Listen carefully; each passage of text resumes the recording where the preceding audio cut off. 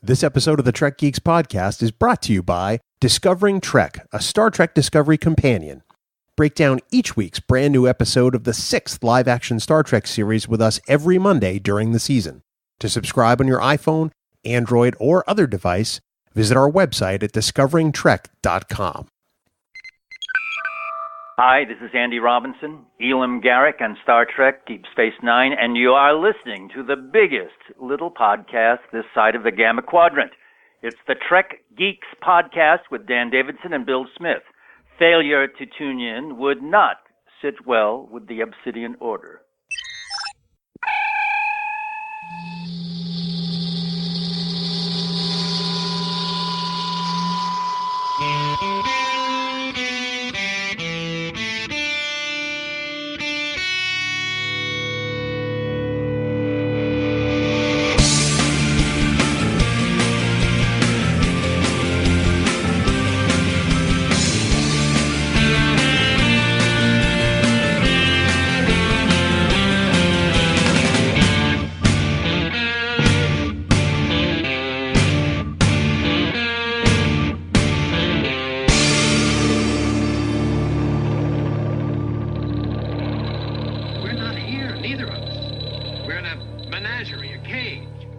Biggest little show this side of the Alpha Quadrant, your independent Star Trek podcast.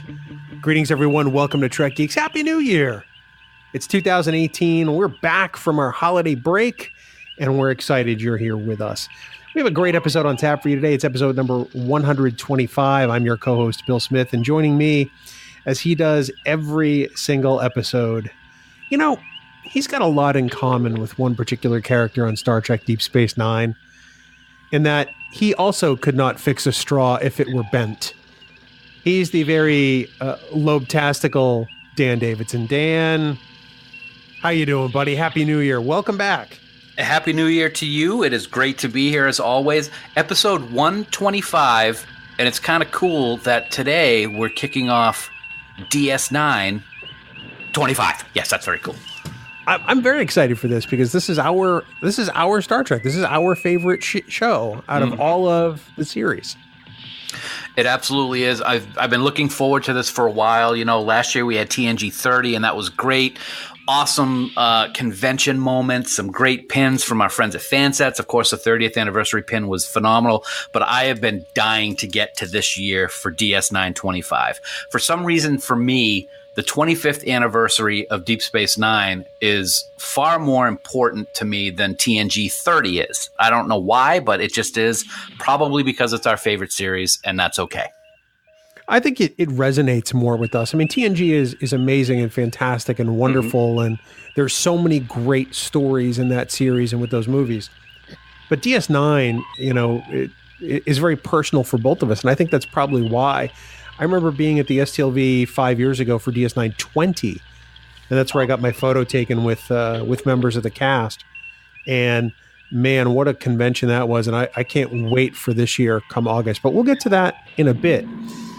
Dan, other people may be excited about DS9 25, or the fact that it's 2018, or the fact that we still have brand new Star Trek on television. How might they get those thoughts to us, sir? Thanks, man. It's easier than ever to get in touch with us, actually. Head on over to trekgeeks.com/contact, and there you can find a variety of ways to send us your thoughts. And, you know, Bill and I want to hear from you, so please check it out. You can leave us a voicemail, you can Skype chat us, or you can even fill out the contact form and send us a message directly. It's very, very easy to do. Plus, don't forget, you can also click on the big blue button on the right side of the website and even leave us a voice message using SpeakPipe, which is pretty cool also.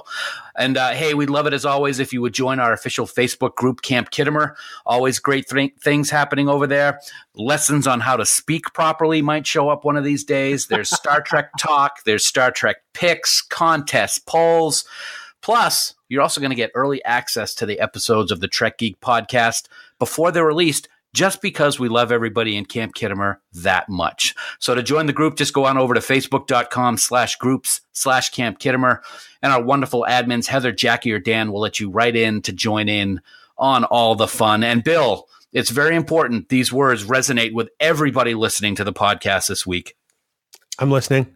Please remember that any comments or messages you leave us in any of these places may be used in a future episode. Okay? Okay.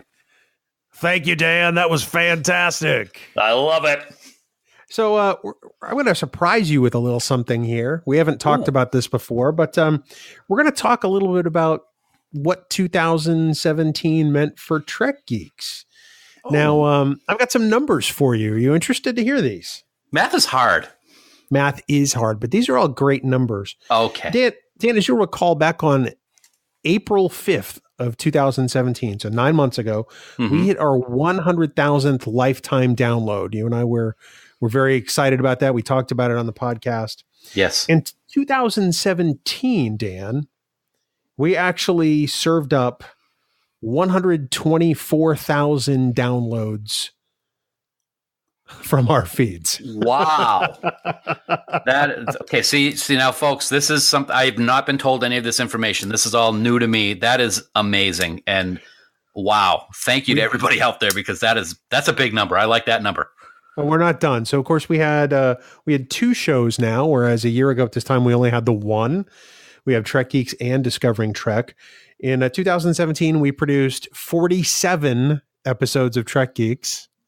47.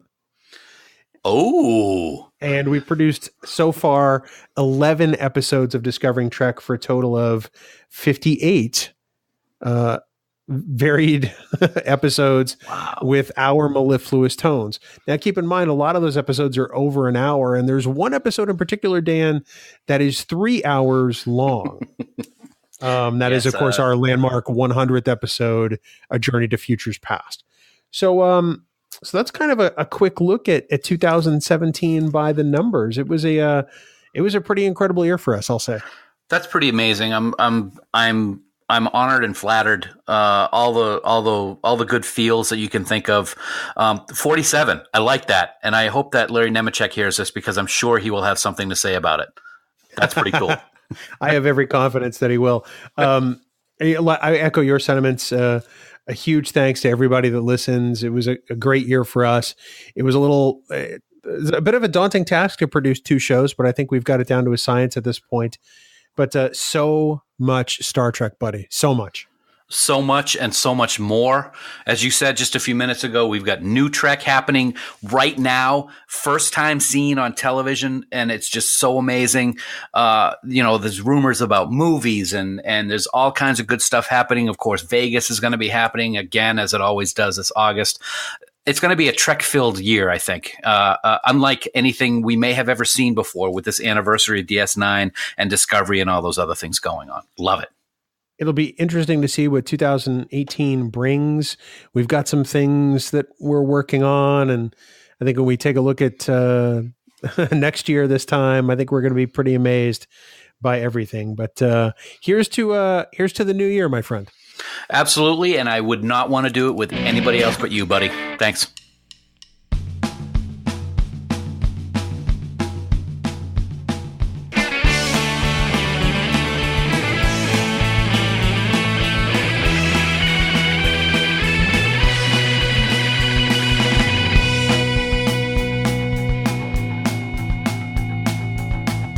Dan, it's time for the news from TrekNews.net. Spanning the Alpha Quadrant. For all the news on all the Star Treks, yo. It's TrekNews.net.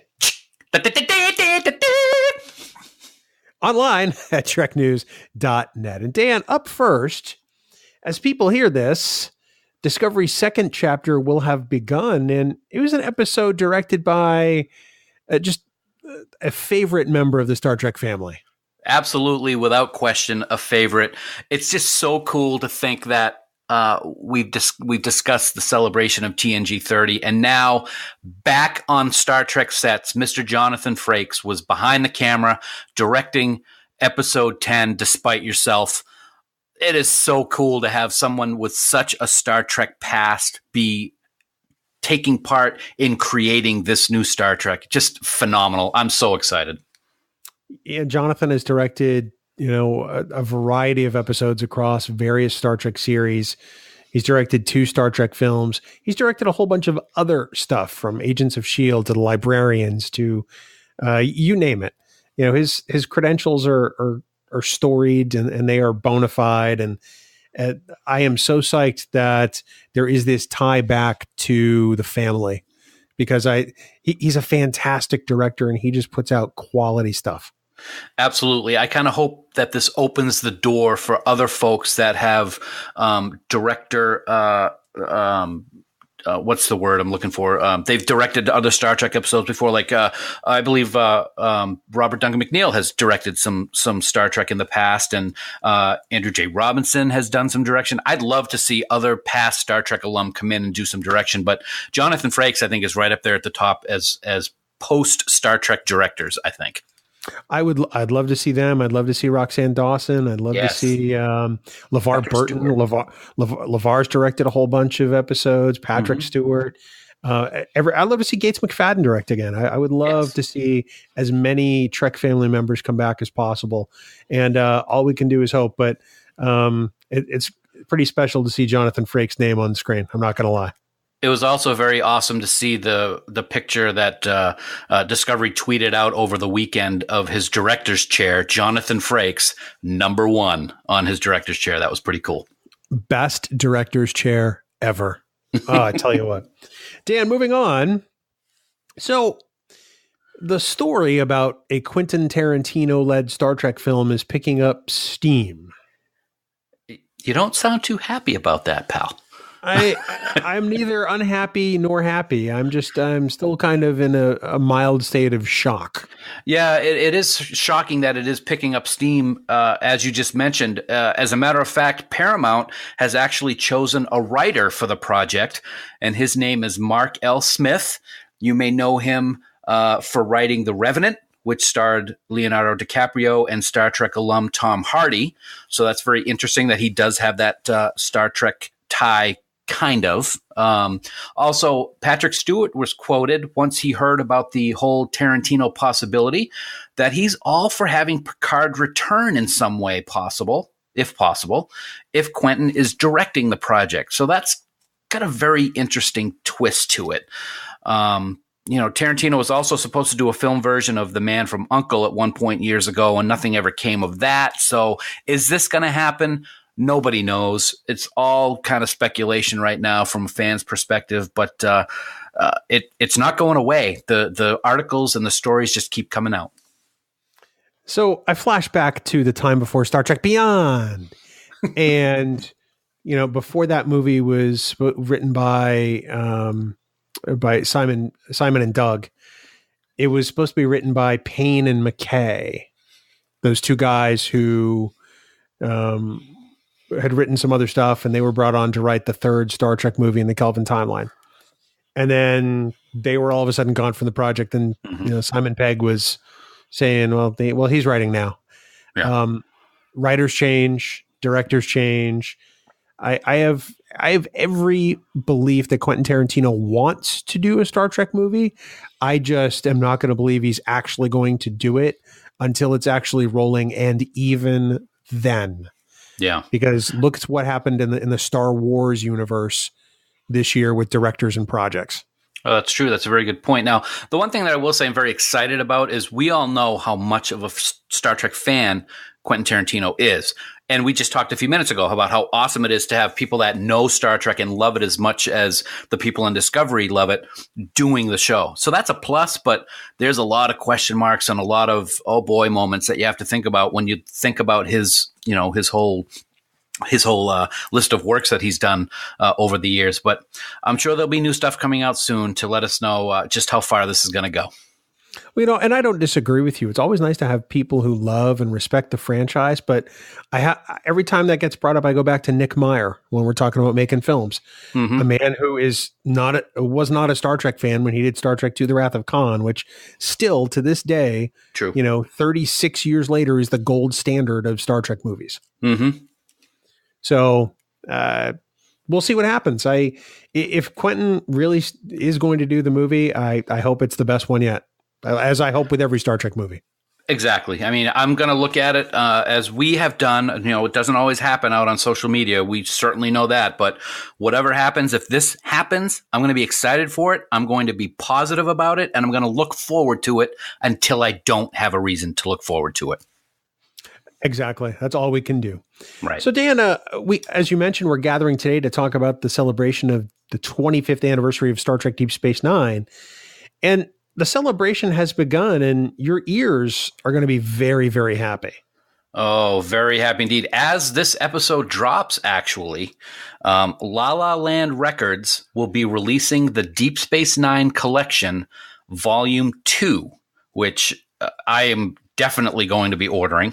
It goes on sale January 9th at lalalandrecords.com. There are going to be over 100 tracks on this collection of Deep Space Nine music spanning all 7 seasons, and you can get it for $60 over at La La Land Records. I have the 50th anniversary Star Trek collection that La La Land Records put out.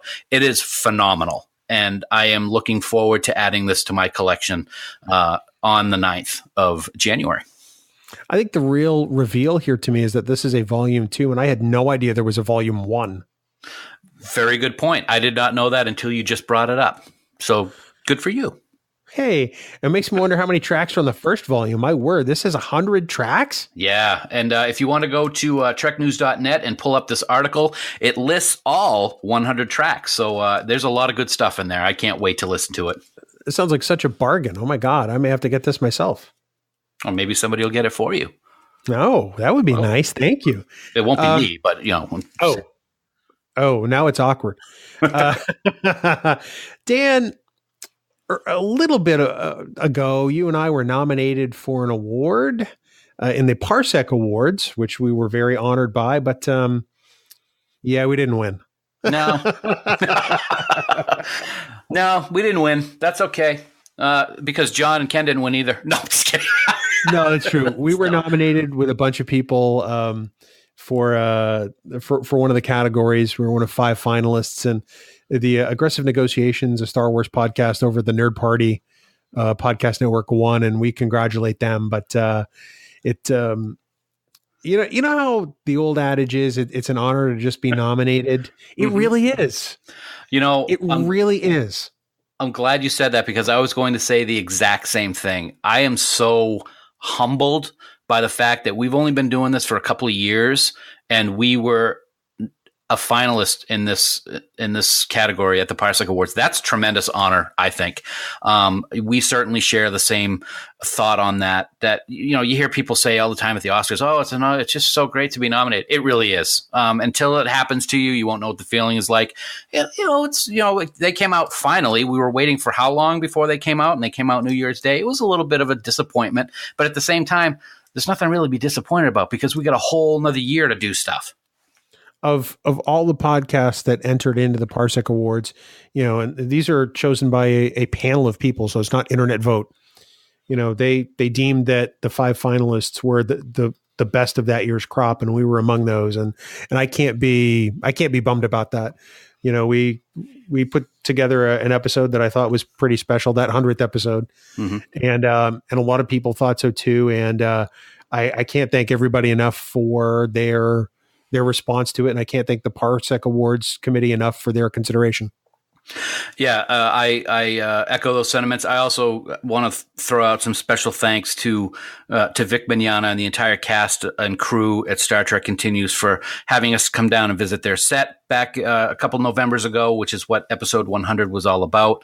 I also want to thank you, man, because as I've said many times before, this was your idea to get this thing started, and we've had such a great ride with it. And to have something like this happen after only a short amount of time makes me look so much more forward to what we've got coming up in the coming years. So I thank you as well. And also thank all the people and all the listeners for putting up with us week after week and enjoying our shenanigans. I love that word, shenanigans. I have to agree with everything you just said. I especially want to thank everybody in Camp Kittimer, our official Facebook group for our podcasts. Everybody in camp has been so fantastic and so supportive, and we have such a great vibe going on over there. And we are, our fandom is bolstered by everybody else out there. I think it's safe to say, Dan, it's such it's a positive place, where we try to keep the trolling to a minimum. And I genuinely appreciate the conversation that goes on over there. For all the interaction we have over there, this was as much for them as it was for us. And I can't thank everybody in Camp Kittimer enough. And honestly, I have to thank, John and Ken from Mission Log, because they were always an inspiration for Trek Geeks, as was, the Trek FM show Standard Orbit, pardon me, with our old friend Norman Lau when he was on there, and the Chief Ken Tripp and a whole bunch of people. So, and of course, buddy, I thank you for saying no, because it made me convinced that we should do it all the more. So, what's a podcast? No, I don't want to do that. What's a podcast? That's how it went. God's honest truth. Yep. So I'm excited. We have a hell of a time doing this every week, and we're just glad that people, put us in their ears and listen to us do goofy stuff. Very well put, buddy. Absolutely. It's just been a great ride, and I'm very thankful. You and me both. And lastly, Dan, over the holiday break, there was a bit of a facelift to trekgeeks.com, and you saw it for the first time New Year's Eve. And let's get your instant reaction here on the Trek Geeks podcast. Wow. That's the best you could do? No. No. Well, I did all the work, so somebody's got to say something. I know. I got to tell you, man, and folks, go check it out. Bill has outdone himself. This site is sexy. It is modern. It's got great content to it. It is beautifully redesigned, man. The old one, just basically you could go click on an episode and listen to it. You've got all the cool stuff. You got the streaming. You got, just click the button right there and you're listening. It is really cool. You should be very proud of the work you've done here, man. It looks good. Well, thanks, buddy. We knew we were in need of a bit of an upgrade in the website department, and we wanted a place that was worthy of both of our shows now. And because we do have Discovering Trek also, and it just made sense to take that downtime and put it to some good use. So I'm excited. I'm happy with how it came out. I'm sure I'm going to find things that I'm going to tweak here and there, but here's hoping that we get some good use out of it. As long as the story about my enterprise is on the website forever, I will always give it a thumbs up. Okay, I'll be right back.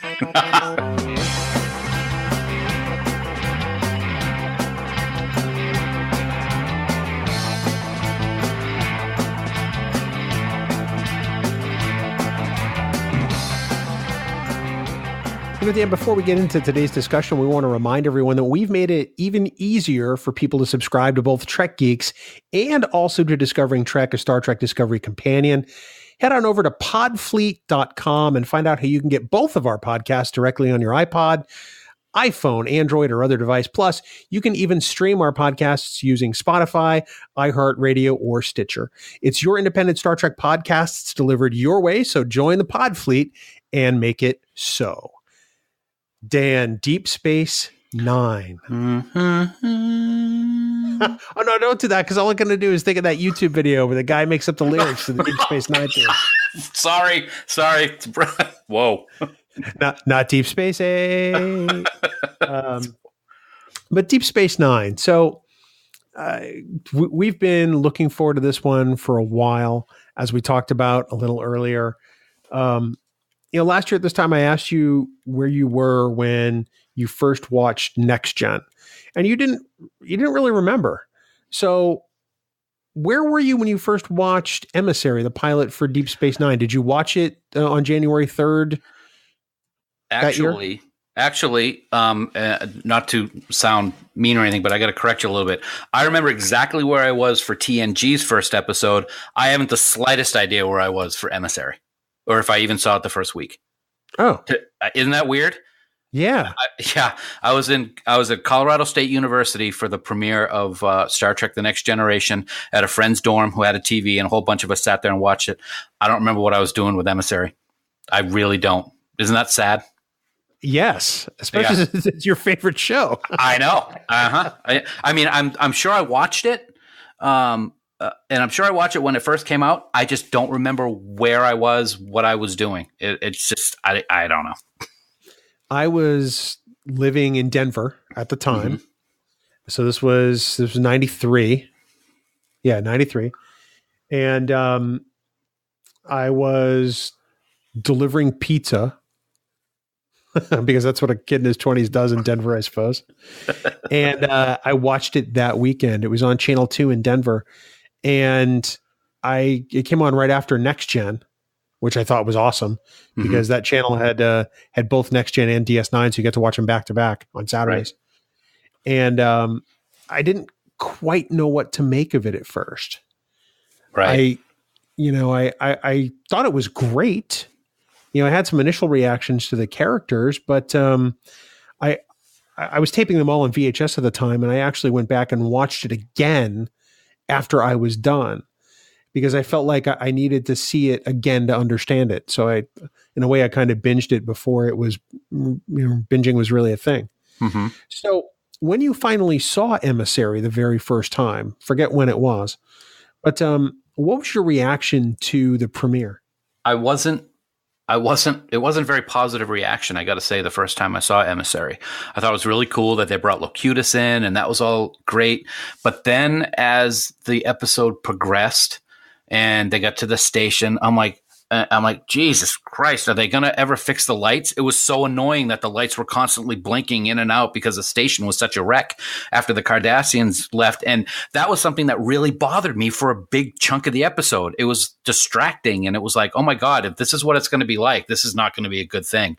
And then the whole, the prophets and all that came in and the flashes with Jennifer, it was very confusing to me. The first time I saw it, I wasn't really sure what to make of it.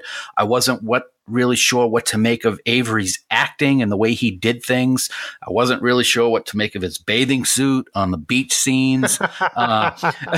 So it was I think at the time I was like, oh, I hope this gets better because right now I'm not really too happy about it. It's fun. The bathing suit. All I can think of in that scene is when he goes, ow! I was just going to do that. That's great.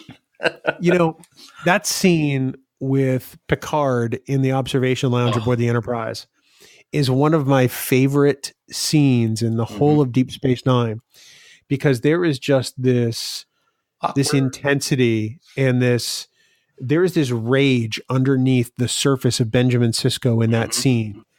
And it's all he can do to hold it in. And when you realize, or when you see the look on Picard's face when Sisko says, it's been a while since, Wolf 359, and you see just that look wash over Picard, it's like, oh man. Yeah. This is not going to go well. Yeah. It's not going to go well. And I felt horrible for Picard. We all know that he couldn't control what was going on, but Sisko certainly didn't see it that way. And that hatred that he shows for Picard, and then Picard's just his shoulders just droop. But I'll tell you what, he is a Starfleet officer because he just, he puts that aside very quickly. There's that momentary look of anguish and but then he puts it all away. And he does a great job trying to tell Sisko that he's got a responsibility. But of course, Sisko then just kind of, in the meantime, I mean, you're right. It's one of the best scenes in Deep Space Nine history. It's great. It's one of the few times we don't get yelling Sisko because Sisko does like to yell. He's a yeller. But just that very, incredibly intense boiling just under the surface in that scene just really is unnerving to me. So I went back and watched Emissary just the other day. Yes, because I saw that. I like to do that every now and then. And I've decided I'm going to do a Deep Space Nine rewatch this year. I just, watch a few episodes every weekend. And watching that pilot again, it's like, wow. And then you think back in 25 years of hindsight and go, all right, there's two amazing actors on that set. There's Sir Patrick Stewart, who obviously, we don't need to talk about his qualifications. And then there's Avery Brooks, who certainly is no slouch. The man is an amazing actor. And you get those two guys on that set with those characters and that intensity. And it is just, if I were writing this would be like my dream. Yeah. That's the scene I want. It's I don't know how to put this in the right way. I really wish that scene is brilliant. In what I will say that the beginning part is brilliant. We get to see J.G. Hertzler, which is always good. First words ever spoken on Deep Space Nine, which I think is pretty cool. We get that whole battle at Wolf 359 flashback. And then a little bit later on, we get that scene. I wish that scene was a little bit more into the episode, because after that scene is where I started like, oh boy. I mean, we had a little bit of stuff at the beginning before the scene where he was kind of going through the station and things were broken and people were running around. But that scene was extremely powerful. And then stuff I thought trailed off for quite a while in that episode. But as you said, amazing people on that in that scene and in the episode. I got to say one thing. One of the things that I think is amazing about this series, and it goes right from the very beginning of Emissary, is Nog. When you see what he is like in Emissary, and then when you see what happens in the very last episode, that is a great bookend character. Some of along the likes that we've never seen in Star Trek series before. I just think that is brilliant how they handled Nog in the series. Nog has one of the best character arcs in the whole of Star Trek, quite honestly. And I'm sure that's what I think we're going to talk about as this year progresses, quite honestly. It's like you're peeking ahead of my notes. Nice job, Dan. Sorry. So I have to say that I do remember watching Emissary for the very first time on that Saturday night in Denver. We're getting to the scene where, the Saratoga, people are starting to evacuate, and Sisko goes back to his quarters to find that Jennifer's dead. And the raw emotion that Avery brings to Sisko in that scene, I'm not going to lie, I found myself crying during that scene in 1993 as I was watching it, because it was just so visceral. He literally had to be ripped out of there, and that's really what it was. Yeah. And I thought to myself watching this is we haven't seen this in Star Trek before. We've seen loss. We've seen people lose family members or loved ones in Star Trek, but there wasn't that kind of losing it, for want of a better word, because there was a time during the run of Next Gen where Gene was trying to convince people that we're kind of over death. Mm-hmm. And there is no bigger contradiction to that than the reaction that Benjamin Sisko has when his wife Jennifer is lying there motionless. I got to say, yes, with that scene. And then when they are leaving in the escape pod or shuttlecraft or whatever they're in, when they're going away and the ship explodes, he doesn't even flinch. I mean, it's a complete 180 of what he was like when he had to get ripped out of the quarters to when he's sitting there watching it explode. He doesn't even blink an eye. And that was powerful in itself. It's amazing because, in the course of the episode, I mean, the prophets demonstrate to Sisko that he exists there, that he keeps bringing himself back there. Mm-hmm. And I think that moment is really pivotal to this entire series, because it is who Benjamin Sisko is at that moment. His journey as the emissary of the prophets, in this series kind of kicks off that moment, because it's what started him toward Deep Space Nine. Yeah. And he's broken, now he's a single parent. He's trying to raise a son.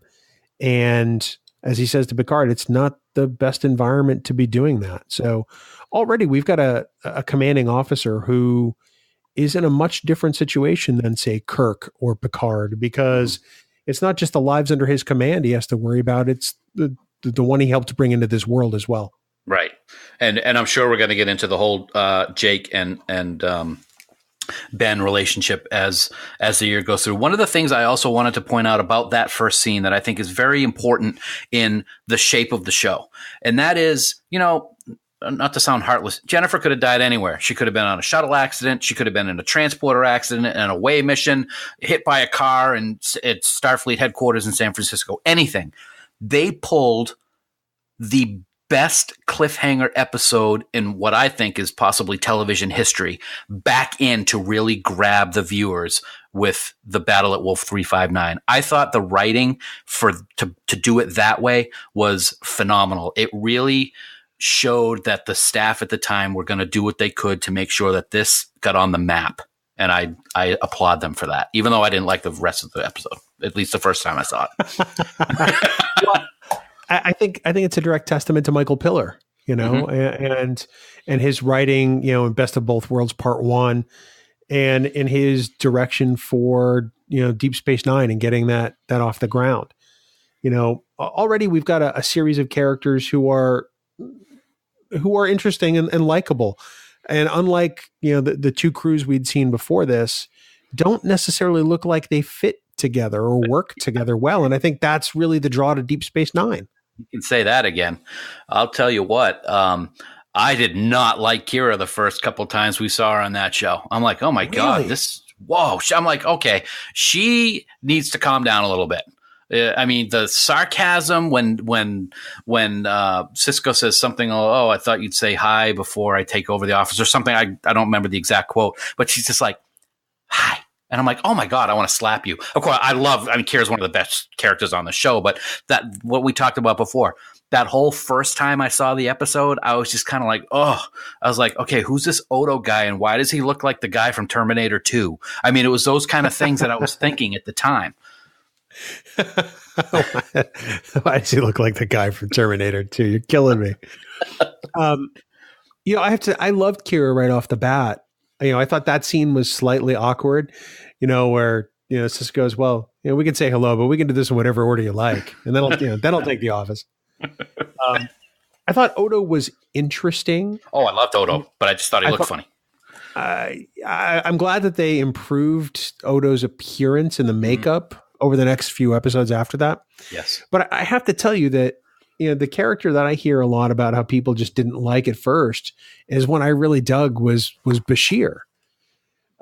Simply because he was that green. This was his first time on the frontier. And when he gets into that sort of, that dialogue in the infirmary with Kira saying, I'm doing frontier medicine, this is great. And she's like, yeah, this is my home, buddy.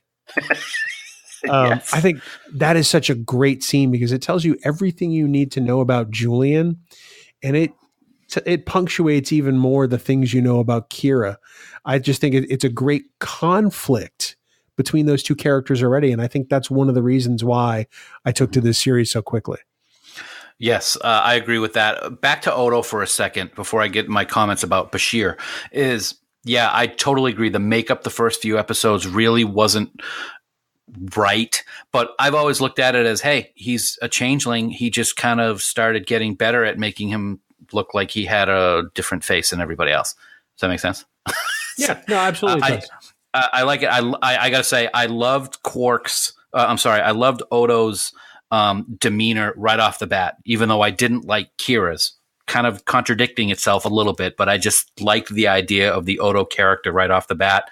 I loved how he didn't like weapon. He didn't carry a weapon, even though he was the constable, which I also thought was funny that he hated being called that, but he was called that by Cisco for the entire run of the series. I thought that was great. I loved Bashir from the beginning. I thought he was going to be a great spark to the cast. I liked his boyish eagerness on that frontier, like you said just a minute ago. But I gotta say, I love that they brought O'Brien on because O'Brien's always been one of my favorite characters, and I just love Colmini. I have never liked Keiko on the show. I just didn't think she fit in.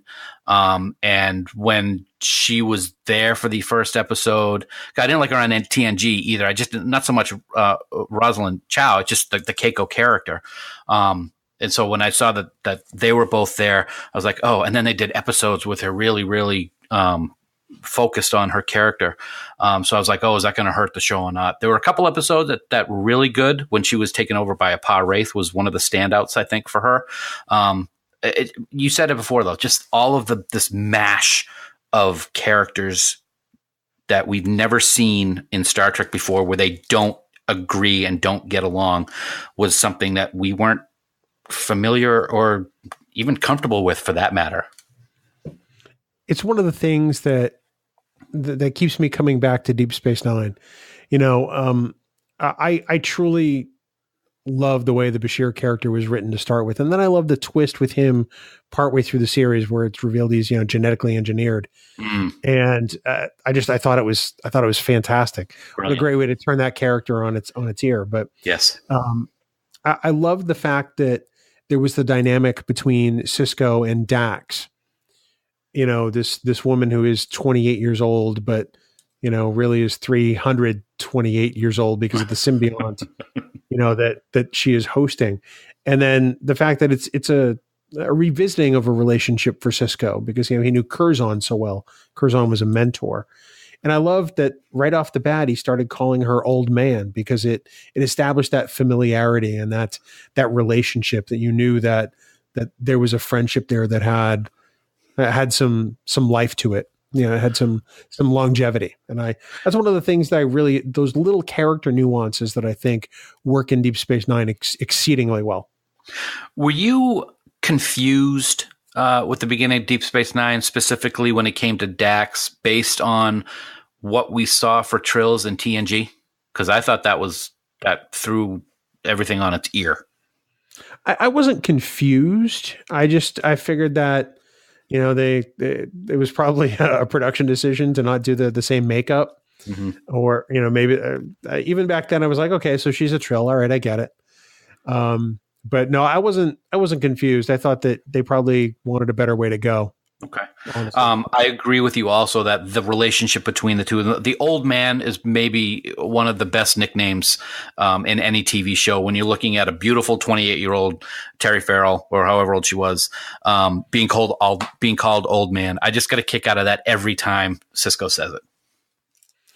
Absolutely. I do too.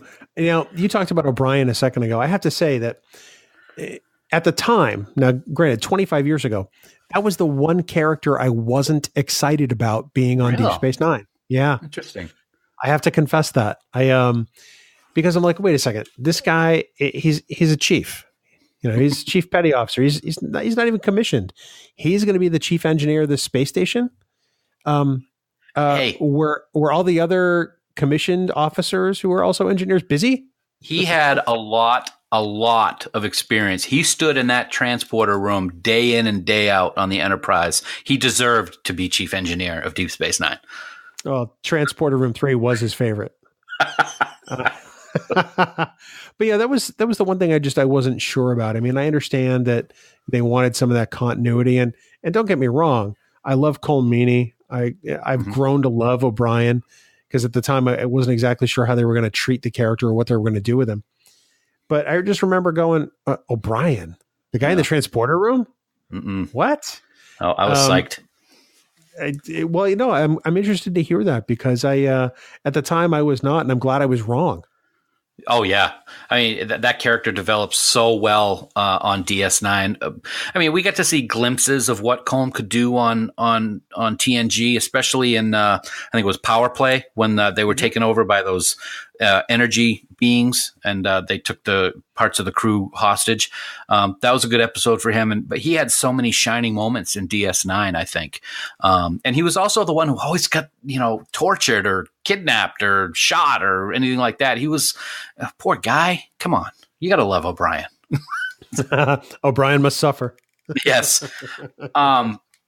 One person we haven't talked about that I'm sure I'm very interested to hear your opinion on is the one whose name changed from the beginning of the series towards the end. At the beginning of the series, his name was Quark, and then it changed to Quark. I always found that kind of funny how he pronounced his own name. But Armin Shimmerman did a great job. When Quark was introduced, I was like, oh my God, they are bringing a Ferengi onto the series, because we all know what Ferengi were like in TNG. So I was very concerned about that character. But I'll say, if it wasn't for Armin, my opinion on Ferengi would not have changed to how much I appreciate them because of Deep Space Nine and what he brought to that species. I agree, because up until that point, Ferengi were mostly bumbling, almost like Nog, Rom. I mean, almost like Rom. And yeah, go ahead, do it. It's all right. Thanks, brother. But, he added a depth and a layer, and he was the perfect foe for Odo. There was that constant, well, it's like the Looney Tunes cartoon with the coyote and the sheepdog, Night Ralph, Night Sam. Mm-hmm. There was that kind of quality to their relationship at times. And I think that was the thing that both of those characters needed.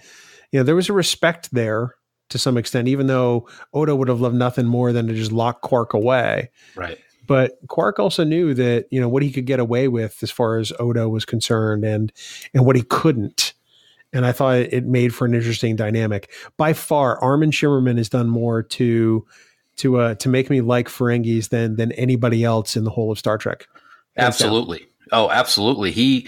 That you said it. They were bumbling fools. They were the laughing stock alien species. And it's amazing to me that when they were originally brought into TNG, they were going to be the new fierce alien that everybody was going to be afraid of. And they were a joke in TNG.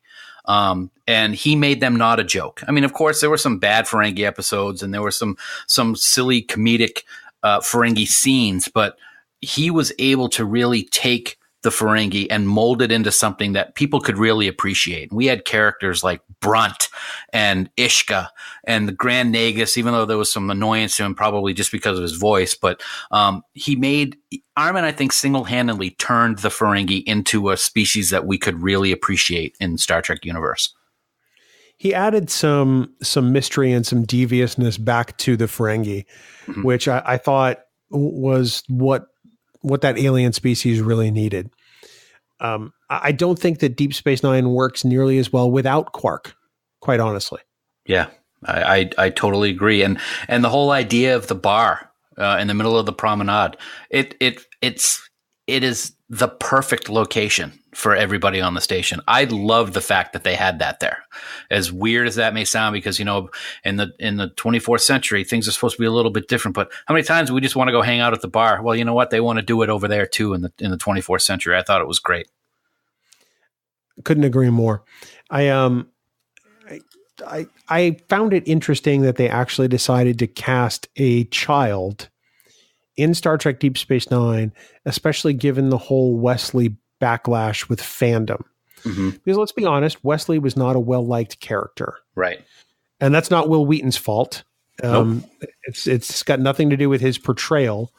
It's got everything to do with the way the character was written. And I think that a lot of people, including myself, I'll fess up and say that I was one of those people, were very concerned that they could make a mistake with a child character, knowing that Star Trek and children haven't always paired well together. I think you're right. And of course, we can talk about two children characters on DS9. Of course, Jake, which turned out to be a magnificent character, but also at the beginning, Nog was annoying and wasn't always the character that I like seeing on screen all the time. His whole arc over the entire 7 years was brilliant. But and so I'll put that child character as he grew up went into the very good category. But right off the bat, Jake really, really hit it off with fans. I think his character was well written. It was brilliantly acted for a child actor. He did some great stuff in the early years, and even in the old times, like in The Visitor. But we'll get back to that later at some point. I got to agree. We know what the reputation with children in Star Trek has been, and it was good to see that mold broken with Jake in Deep Space Nine. Well, I have to say, the only reason I didn't include Nog was because Aaron Eisenberg is our age, and he wasn't a child when he was cast. That's right. Yep. So, as we record this, all three of us are close to 50 years old, and that kind of blows my mind. But I do have to say that I do think that the casting of Jake, in hindsight, is incredibly important for Benjamin, because, Benjamin Sisko may get up every morning and put on a Starfleet uniform, but the thing he wears on his sleeve even more is his love for his son, and that informs everything he does. Right. And I think it's crucial to understanding Sisko's journey, I think. Could you ever imagine Picard showing the affection for his son, if he had one, that Ben does for Jake, whether it's hugging him or kissing his cheek or patting him on the head or anything like that, which he does all the time in front of other senior staff. That would never have happened with other captains that we were used to. And it was great to see. And of course, I can only imagine the relationship between the actors themselves was very special. There was a bond between those two right from the very beginning, and it showed in the characters. It was one of the things that really made this series stand out and stand apart for me, because there was that affection. You know, it said a lot to me personally, because it caused me to invest something in Benjamin Sisko. I saw what kind of man he was, and I knew that he wasn't just, the next Starfleet officer, looking to seek out new worlds and new civilizations.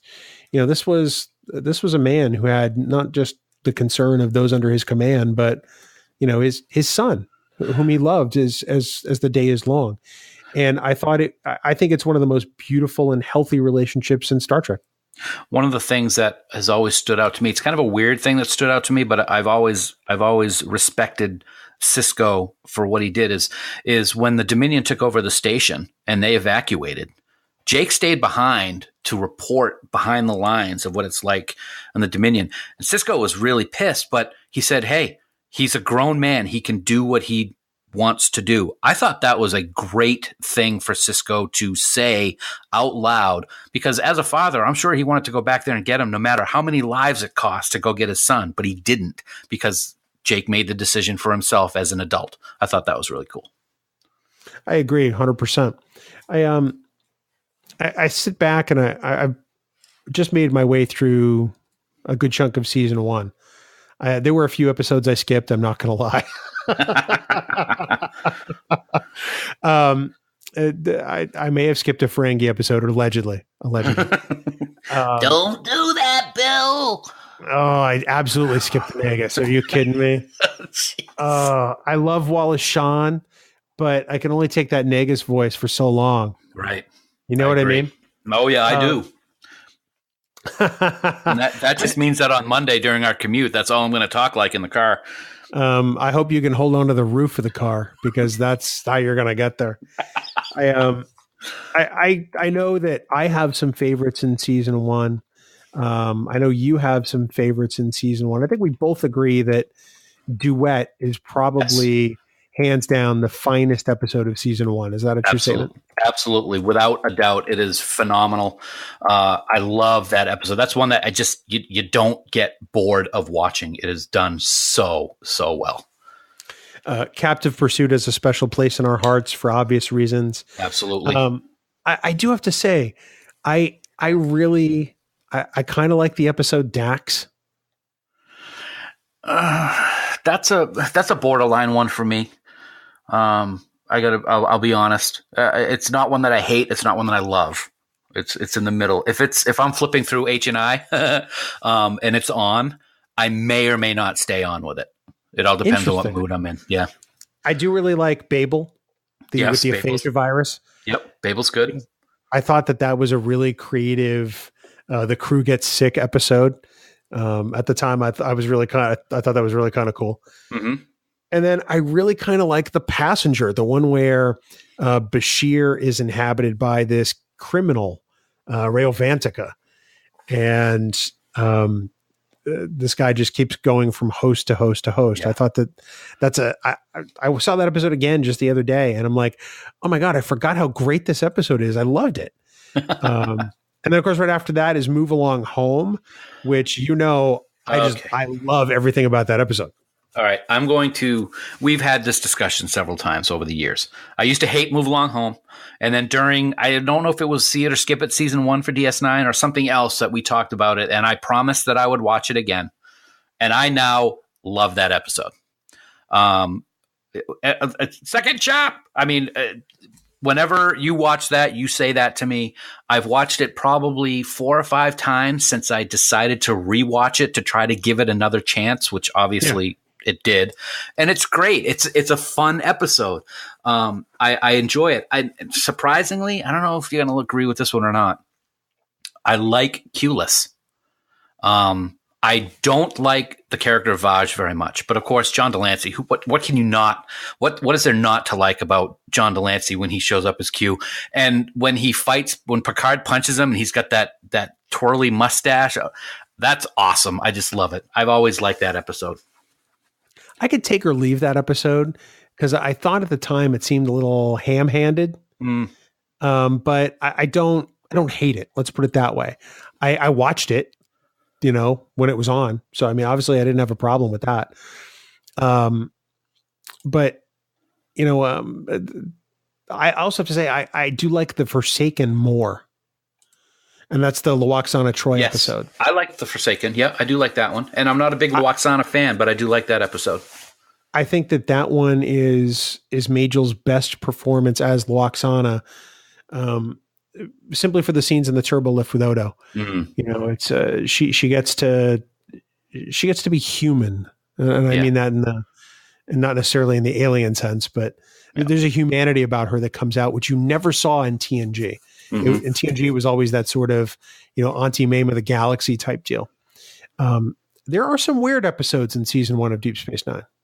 Without a doubt. Let me tell you a quick story. We've talked about Captive Pursuit, and we don't need to get into that, but everybody knows who's listened to the show what Captive Pursuit means to me. I don't think I've ever told you this. The Captive Pursuit, which changed my life, was when I was watching it on VHS. So it was after it had already aired. I can tell you, I may not remember what I was doing for the first episode, but I'm not even sure actually when I think about it if this was its original airing or not, but there are two things that I remember watching on television when I used to fly to South Africa all the time. One was Of Mice and Men, the movie with Malkovich. It was the first time I'd ever seen it. I saw it over there. And one night I turned on the TV and Captive Pursuit was on. Deep Space Nine in Johannesburg, South Africa. Oh, wow. Yeah. And I enjoyed it then. And of course it made so much more to me later on. I probably had forgotten about it by the time things happened back in later on in 2000. But yeah, I remember those two things, the only two things I remember seeing when I was in South Africa that I remember to this day. One of them was Captive Pursuit. That's amazing to me. Yeah. Yep. An episode that I had forgotten about, that I saw just today actually, was The Storyteller. Is that the Rumpelstiltskin one?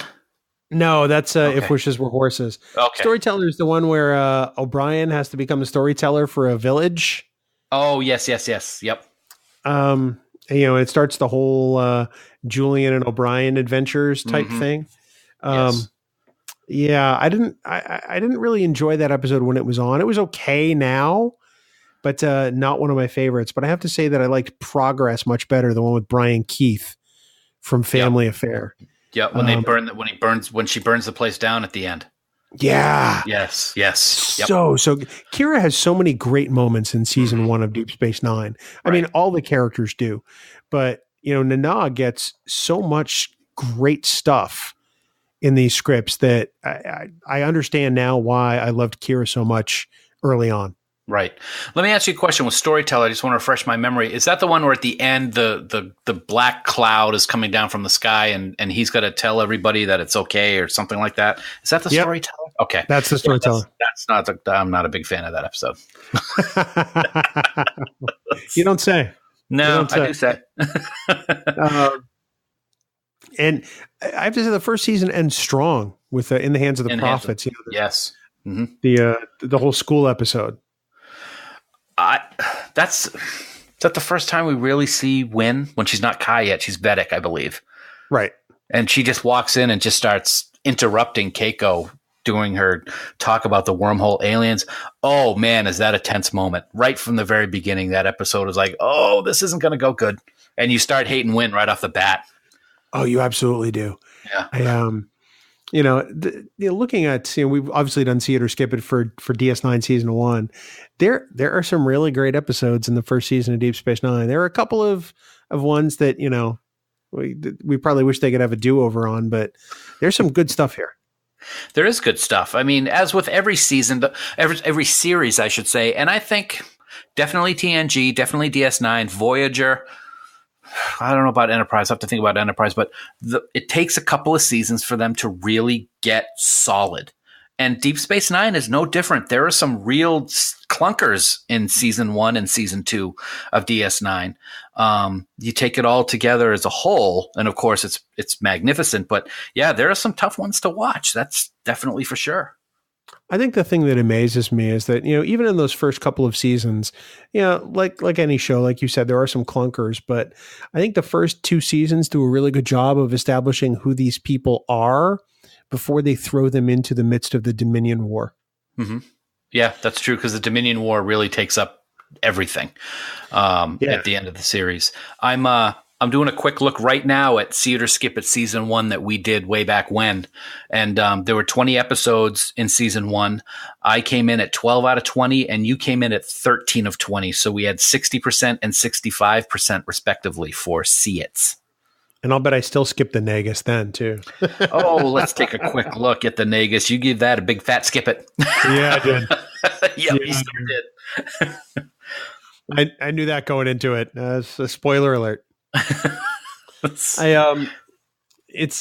amazing to think that 25 years have gone by since we watched this first run and for the first season, because by the time we met as friends in '96, Deep Space Nine was already several seasons in, and we would geek out over it every week. Yep. We'd see each other on Monday and talk about what happened on Deep Space Nine. Yeah, that's right. Absolutely. And it was getting really, getting into the real meat of the war arc and the Dominion and everything at that point. So it was definitely days that we would just be talking about that the whole time that we were supposed to be working. Supposed to be working. Yeah. It's when you're taking phone calls. Yeah. Oh, I'm in wrap up still? Oh, sorry. Sorry, boss. Let me get back in the queue. Oops. Whoops. The more I watch or rewatch DS9, I should say, it brings back a lot of feelings and memories, and remembering why I loved this series from the get-go pretty much instantly. I think Emissary is a solid pilot, in hindsight. At the time, I don't know that I understood it right away, which is why I watched it, back to back. But it's a very layered and complex story that sets up, 7 seasons worth of arc for Benjamin Sisko. Because, whereas every other Star Trek series is, sort of the crew's journey through space and the galaxy, meeting new aliens, this Star Trek series literally is about Benjamin Sisko's journey. And I think that's the thing it took me the longest to learn.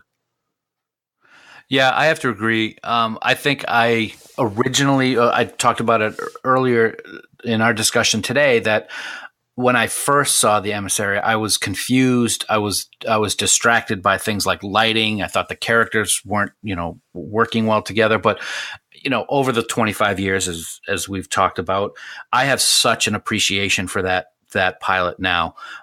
You really see what this character of Sisko is going to be like in ways that you can't see at the time. And I know that kind of sounds strange. This series is about Sisko. It's about, like you said, that journey, and Emissary kicks it off in a great way. And it goes 7 seasons right up to the finale, where we see what happens with the Emissary.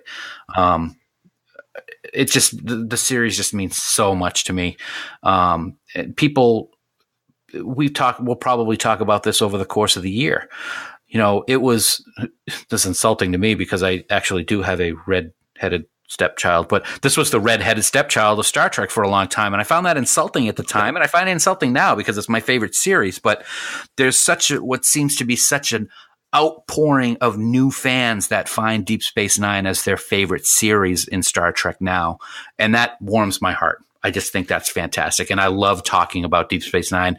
And we're going to have lots of great conversations this year about all kinds of different things. I think, Bill, you can say that some of Star Trek's finest hours in 50 plus years take place on Deep Space Nine. The Visitor, Far Beyond the Stars, The Ascent, In the Pale Moonlight, and I can go on and on. It's just a great show, and I can't wait to talk about all the things we're going to talk about this year. Before I loop back to something else you said, I've been of the belief since it aired that The Visitor is hands down Star Trek's finest hour out of all 700 plus. I think it is the most beautiful story.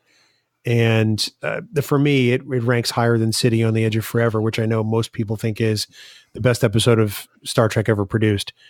At some point this year, we will deep dive on The Visitor, and it is the one or two episodes of Star Trek that I wind up as a mess of tears every time I watch it. I'm not going to lie. Absolutely. And I think a lot of that goes to the phenomenal work of Tony Todd.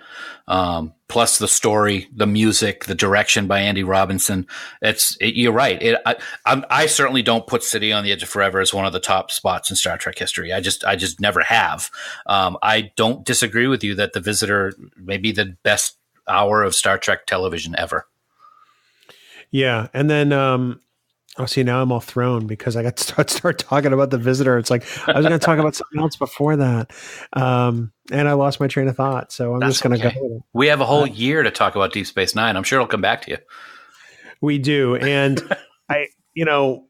we talked, during TNG 30, we did talk about some things that, we talked about the bottom 10 episodes of TNG. Mm-hmm. I don't know if we'll do that for Deep Space Nine because I think that's a harder list to create, and it might be a mostly Ferengi list. Maybe we could have Armin come on and guest host that one. I'm sure that will never happen. No. That's funny. Okay, I remember what it was now. So we were talking about the people who have come in Deep Space Nine fandom over the years, and we talked about this with the Now Visitor 3 years ago, mm-hmm. and with Andy Robinson 3 years ago.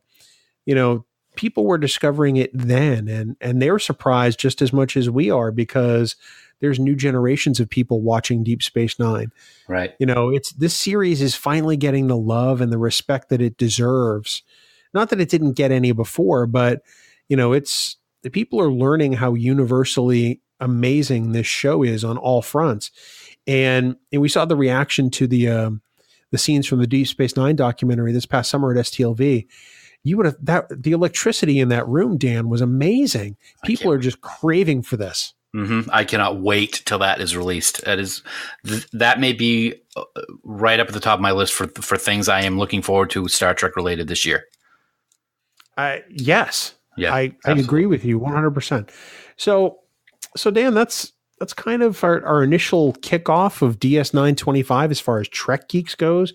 We are going to spend a good chunk of the year talking a lot of Deep Space Nine like we did with TNG last year for the anniversary year. And I tell you what, it makes me want to watch even more Deep Space Nine. So I imagine you'll hear more about my my ongoing rewatch as the year goes on. I suggest you hop on board this train, mister.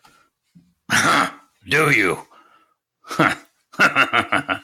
Sorry, that's my little Odo impersonation for the evening. I was going to say, that was really just sort of out of nowhere. I am looking forward to the train ride, my friend. It's going to be a great year. I look forward to celebrating this series. I look forward to falling in love with it all over again. I look forward to so many great conversations we're going to have here this year on Trek Geeks. Dan, the other thing I look forward to is the fact that our friends, the band 5 Year Mission, have a new album coming out very, very soon. Year 4 is coming. We're going to have it in our ear holes any day now, and we're going to be rocking out to some amazing music. Dan, everybody who listens to Trek Geeks should head on over to 5yearmission.net, get all of their albums in preparation for Year 4, because it's going to be amazing. I can't wait to hear it. All of their stuff is great. Year 1, 2, 3, Spock's Brain. Who doesn't love Spock's Brain? Not only the episode, but the album Spock's Brain. But Bill, we talk about great episodes of Deep Space Nine, and I got to tell you, I think this is one of the best episodes of Deep Space Nine, and I'm sure you remember. I think it's one of your favorites, to be honest with you. The crew of you're going to remember this right off the bat. The crew of the Defiant crashes on a planet in the Gamma Quadrant. And unfortunately, a group of enemy band members has also crashed on the planet, and there's going to be trouble. And it's got such a classic line. You remember the line, I'm sure. He is on bass guitar. I am a drummer. It is the order of things. Farks and Shoals. Awesome. DS9. DS9 25. 5yearmission.net. Check it out.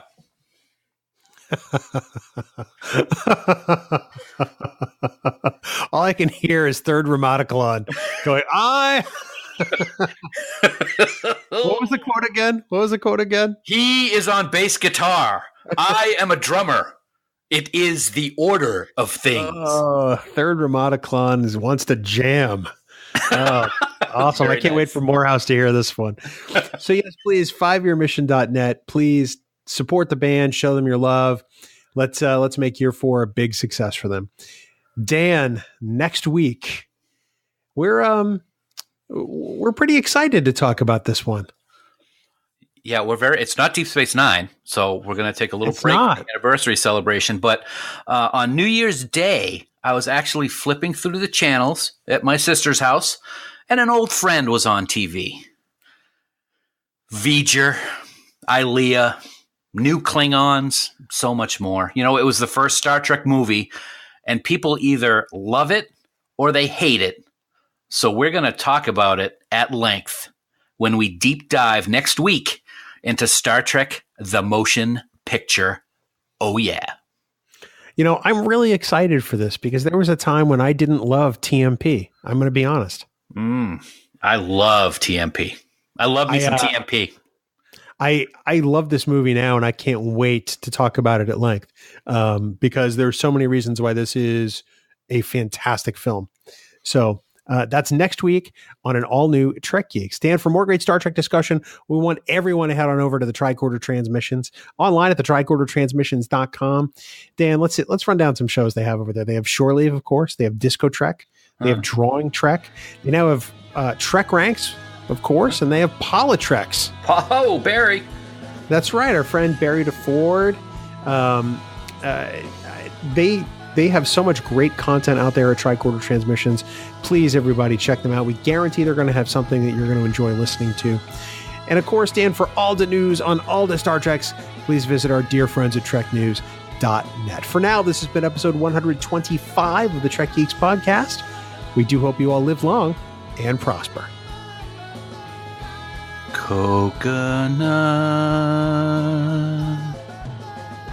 Coconut,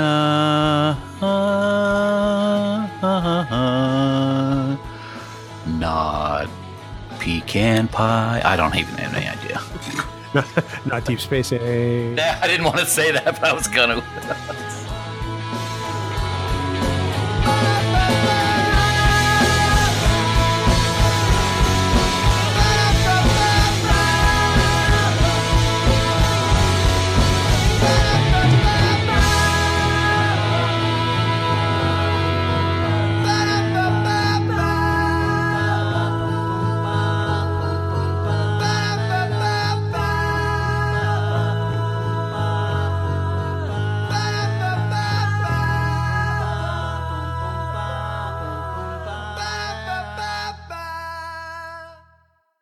Bing, bing, bing, bing, bing, bing. Bong, bong, bong, bong, bong, bong, bong, bong, bong, bong, bong, bong.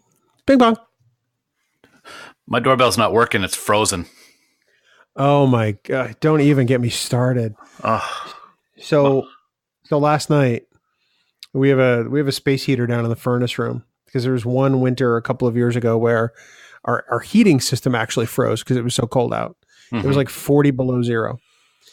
And we have forced hot water for heat, and one of the pipes in the heating system actually froze. So last night, one of us stayed downstairs and went and checked on the heater every few hours. Ugh. Because I don't like having a space heater. Yeah. They scare me. And tonight, the other one of us will do it, which means me. So does the space heater have a picture of your face on it? Because that would scare me.